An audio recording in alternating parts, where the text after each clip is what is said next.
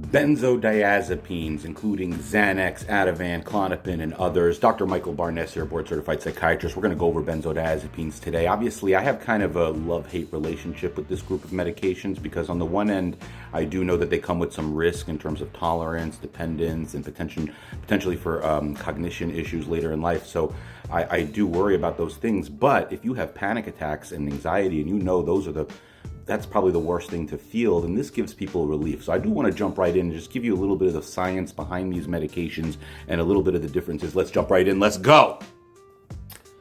So benzodiazepines, I'm breaking this chart down where this kind of part of the graph will be time. Okay, think of this as time, and think of this axis as impact. Now, I'm going to use different colors for fun here. Everybody's favorite one, obviously, is Xanax. And what I want you to see is the differences between them. So Xanax really works quick, ends quick, is kind of the take home here. So that's something that you do have to be aware of. So if I was going to plot Xanax, which is also called alprazolam, let me write it up here. Alprazolam.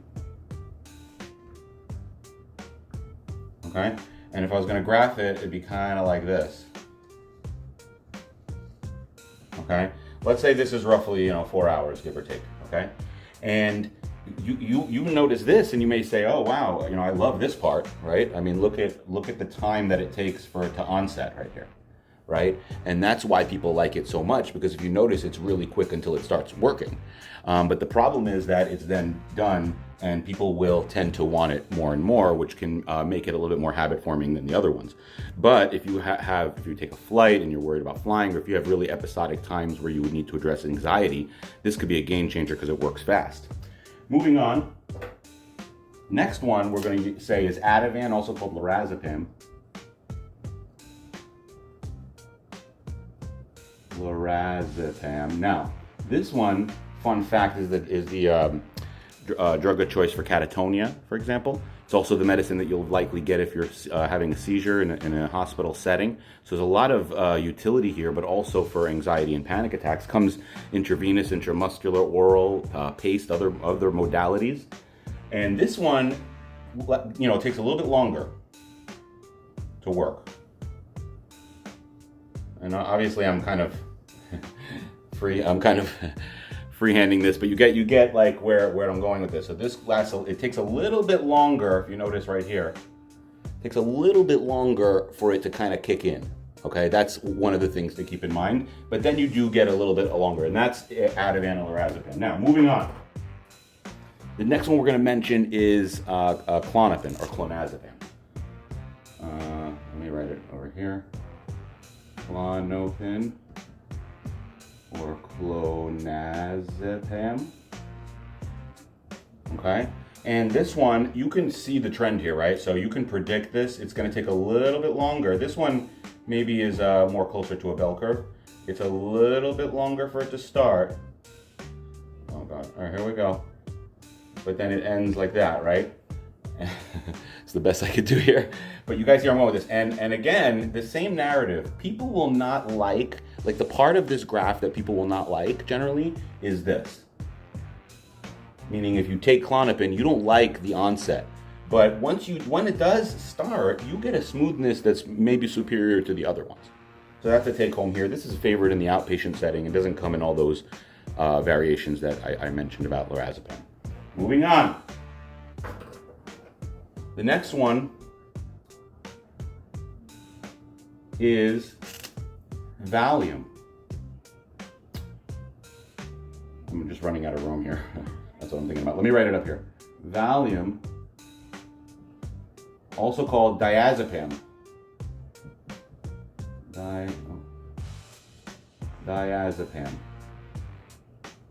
First, a fun fact, first time I heard about this medicine was in a movie where they said, she can't hear you, she was sleeping with Prince Valium tonight, which was the original Beetlejuice movie. And I remember being a kid and thinking, Prince Valium? I never heard of a prince like that. So anyway, fun fact. So that's Valium. Now, and so let's graph that, right? And again, you can predict what's going to happen here, right? Like, it's going to take a little bit longer for it to start, but then it's going to last longer. Again, the same narrative. So we're going to go like this. like that. Okay, same deal. It's a little longer, but it's a little smoother. Let's move on, shall we? Next, I'm running out of colors. Hang on. The last one I'm going to put on here, and there are other benzodiazepines that are used in other means. I'm just choosing kind of like the top ones that we use in psychiatry, essentially.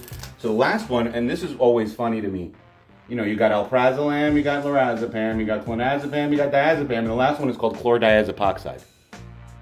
I know. Okay, that's called Librium, actually.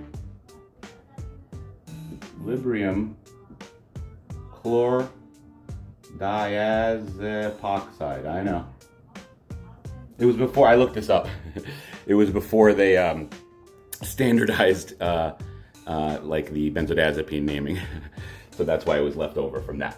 And same deal, guys. There we go, right? Like it's going to take a little bit longer for this one to start. But then it lasts the longest. Okay, now, a